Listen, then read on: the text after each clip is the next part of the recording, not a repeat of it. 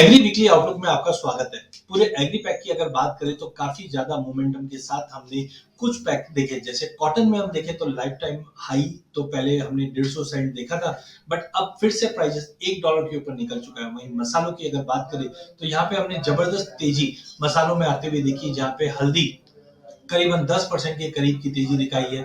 जीरे के अंदर अभी भी गिरावट जारी है, जहां पे हमने 7.5% की बड़ी गिरावट आती हुई देखी।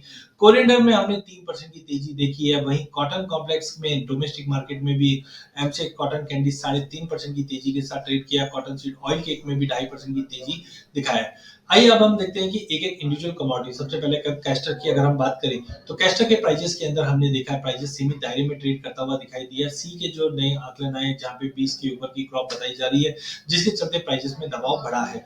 तो टाइमिंग अगले हफ्ते के लिए हमें लगता है प्राइजेस में दबाव कंटिन्यू रहेगा, जो 57-80 के आसपास बेच सकते हैं। 57 से 56-80 तक के लेवल हम कैस्टर में देख पाएंगे। मेंथा की अगर बात करें तो ईयर ऑन ईयर हमने प्रोडक्शन में कमी आते हुए देखी है, लेकिन इंपोर्ट्स काफी अच्छे होने की वजह से सिंथेटिक मेंथा दबाव लगा रखा है कंटिन्यू।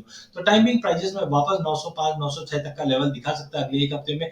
बट ध्यान रखिए कोई बड़ी एक्स्ट्रा ऑर्डिनरी गिरावट नहीं दिखाई दे रही, क्योंकि एक तरफ एरिया कंटिन्यू कम हो रहा है, और इनकेस गवर्नमेंट अगर दो चीज, एक तो मंडी टैक्स और एक सिंथेटिक मेंथा, इन दो पे अगर कुछ वर्क करती है तो डेफिनेटली प्राइसेस में एक बाउंस मिल सकता है। वहीं कॉटन कॉम्प्लेक्स की अगर बात करें तो जैसे हमने पहले भी कहा था कि कॉटन कॉम्प्लेक्स में एक बड़ा जंप मिल सकता है, तो हमने $1 के ऊपर कॉटन आइस कॉटन को जाते हुए देखा। इसी का रिफ्लेक्शन एमसीएक्स कॉटन कैंडी पे भी हमने आते हुए देखा, जहां पे प्राइसेस करीबन 62,000 के ऊपर भी चले गया है। बट टाइमिंग एक प्रॉफिट बुकिंग दिखाई दे सकती है फिर से, जो 60,000 से 60,500 का लेवल एमसीएक्स पे दिखाई देता है, वहां पे एक बाइंग करके चलिए। अभी भी परफेक्चुअली मार्केट अगले 1.5-2 महीने में तेजी रहेगी।